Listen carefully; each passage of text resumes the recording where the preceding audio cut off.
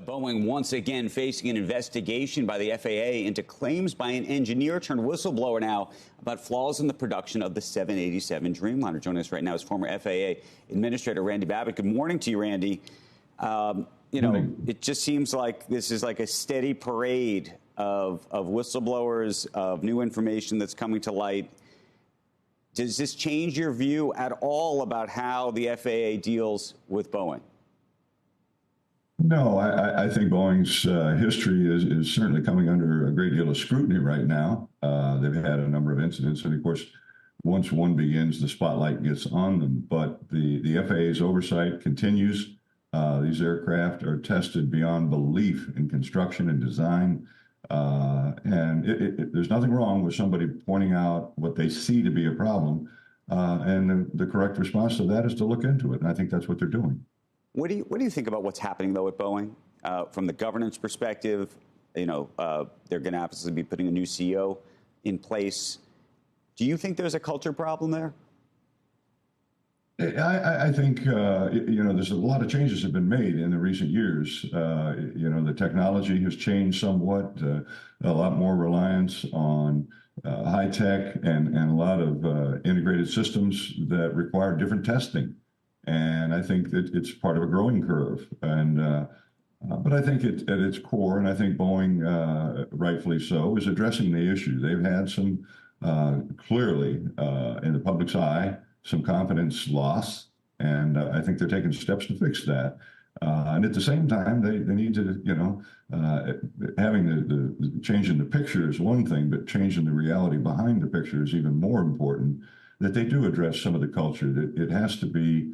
Every day when you go to work at Boeing, you should be in there working to make the best, safest aircraft possible and not be worried about putting your hand up and saying we're going too fast or something.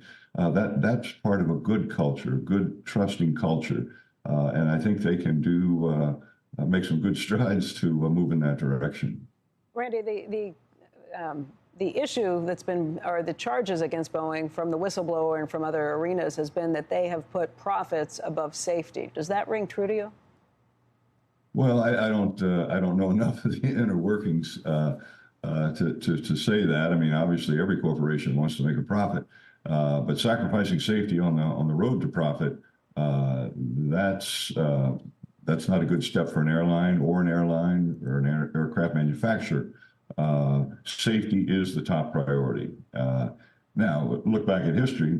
We haven't lost an airplane in this country in 13 years. And that accident was caused by an improperly trained pilot, not the aircraft. So we're building remarkably safe aircraft. And when they build them, if you ever go out and watch the test facilities, they literally test these airplanes to the point of failure. They put twice as much stress as they'll ever face an actual flight before they fail. And if they don't, then you have to redesign the airplane. So obviously these aircraft have passed all the tests that are required. And, so we're moving forward in that direction. Boeing clearly does have a spotlight on them to the point that I think if a seat cushion slipped or something would probably be reported in the press. But I think they're taking, I see the positive steps is Boeing is taking some very good steps in the right direction. And the key is to continue it, not just for a week or two while it's in the news, but for years. Randy, the question, though, that I'd ask is maybe slightly different, which is, let's take Boeing out of it. Part of the role of the FAA is not only to keep everybody safe, but safe in actuality, but also for people to feel safe. There's just more, and I don't know if you think there's more reporting about this today. There's more reporting about near misses. And look, as you said, the last 13 years have been remarkable. Knock on wood every day that it stays that way. But, we see these near misses at different airports and the like. We have these issues with Boeing. Is there something that's missing? Is it a budget issue around what the FAA needs to be doing, a different approach to making sure that none of these things even come close? Mm-hmm. Well, I think one of the underlying problems, go back to COVID, and everybody, whether it was an airline and manufacturer, everybody suddenly had way too many employees, and they offered early outs, they offered early retirements, bonuses to leave.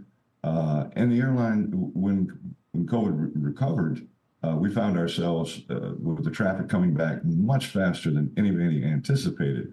So you have a lot of senior people with experience that were mentoring and so forth, gone, retired, being replaced by people who have accelerated.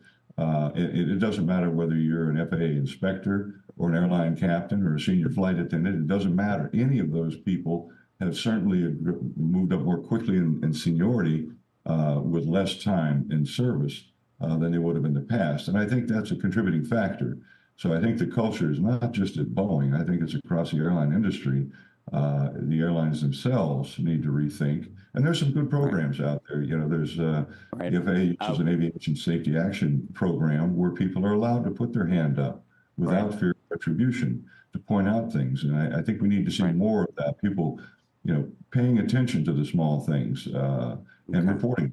Randy, I want to thank you for joining us this morning. I don't know if that's supposed to, if I feel better or worse right now, since now it's not just Boeing, but we do appreciate your perspective on all of it because you've got a lot of it, and we hope to talk to you again very soon. Thanks.